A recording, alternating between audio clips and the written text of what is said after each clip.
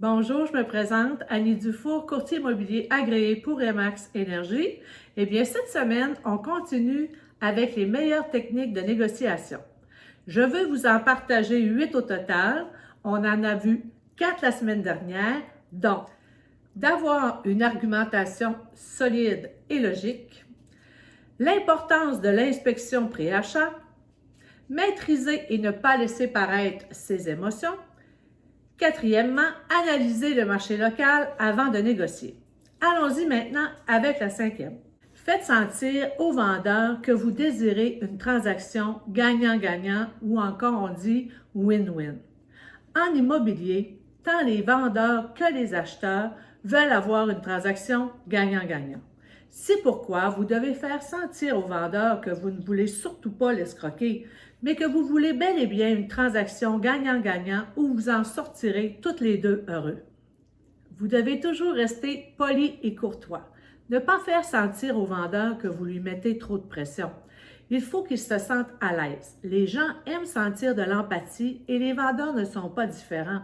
Faites-leur savoir à quel point vous savez, que vous réalisez que cette transaction est importante pour eux, mais aussi qu'elle est importante pour vous. Le facteur humain a beaucoup d'importance en immobilier et pourrait vous permettre d'économiser au final en négociant. Sixième technique, eh bien, la patience peut être à votre avantage. En immobilier, la patience peut être une vertu très payante. En effet, si vous n'êtes pas pressé, vous pouvez faire une offre au vendeur sous le prix demandé et attendre. Si celui-ci voit qu'il ne reçoit pas d'autres offres au cours des semaines qui suivent, eh bien, il peut être enclin à reconsidérer votre offre. Une chose est sûre, c'est que si vous semblez pressé à faire la transaction et que vous semblez compter les minutes, eh bien, ça l'envoie un message clair au vendeur comme quoi vous êtes désespéré et les chances qu'il négocie son prix, sont minces. Par contre, si vous démontrez que vous êtes patient et pas stressé, eh bien, le temps pourrait possiblement vous avantager et vous permettre de négocier à la baisse le prix de vente de la propriété. La septième technique, eh bien, vous pouvez négocier les inclusions. Un élément que plusieurs acheteurs et vendeurs sous-estiment, eh bien, c'est la valeur des inclusions. Par exemple, si vous visitez une maison et que vous aimez les luminaires, la décoration, les électroménagers et les meubles, eh bien, c'est possible pour vous de négocier la vente pour que ces éléments soient inclus dans la transaction. Certains vendeurs n'ont pas de valeur sentimentale pour leurs biens et veulent même parfois changer de meuble une fois rendus à leur nouvelle propriété. C'est surtout le cas pour les adultes un peu plus âgés qui vendent leur propriété pour aller vivre en condo ou encore les personnes âgées qui vendent leur maison pour aller vivre en résidence. Le fait de vous vendre meublé, ça va le faire sauver des frais de déménagement. Puis s'ils sont inflexibles sur le prix, faites inclure divers éléments de mobilier.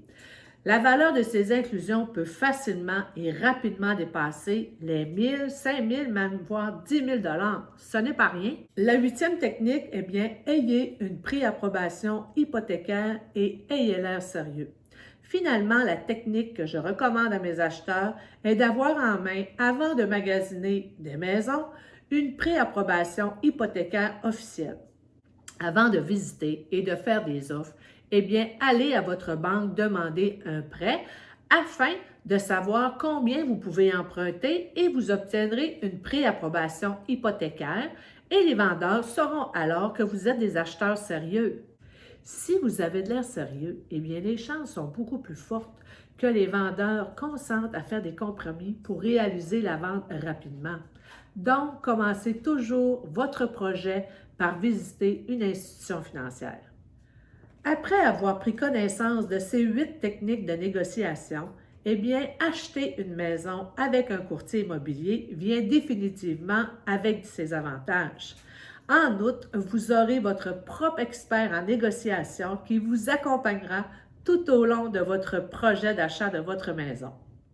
J'en profite ici pour vous informer qu'il existe un contrat de courtage pour l'achat d'une propriété avec un courtier.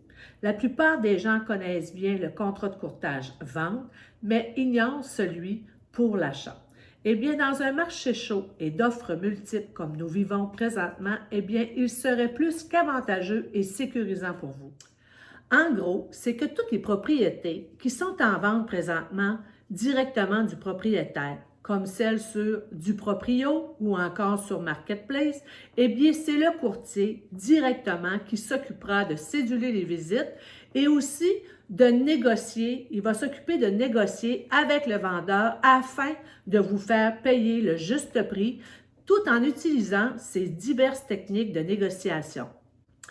Ce qui est bon à savoir, c'est qu'en signant un contrat de courtage achat, vous vous assurez que les obligations du courtier y sont décrites et qu'il doit les respecter. Ce contrat permet aussi de prévoir quel type de suivi sera effectué par votre courtier. De plus, si le vendeur de la propriété que vous convoitez n'est pas représenté par un courtier immobilier, eh bien, votre courtier effectuera toutes les vérifications d'usage en raison de l'absence des vérifications qu'aurait faites le courtier du vendeur.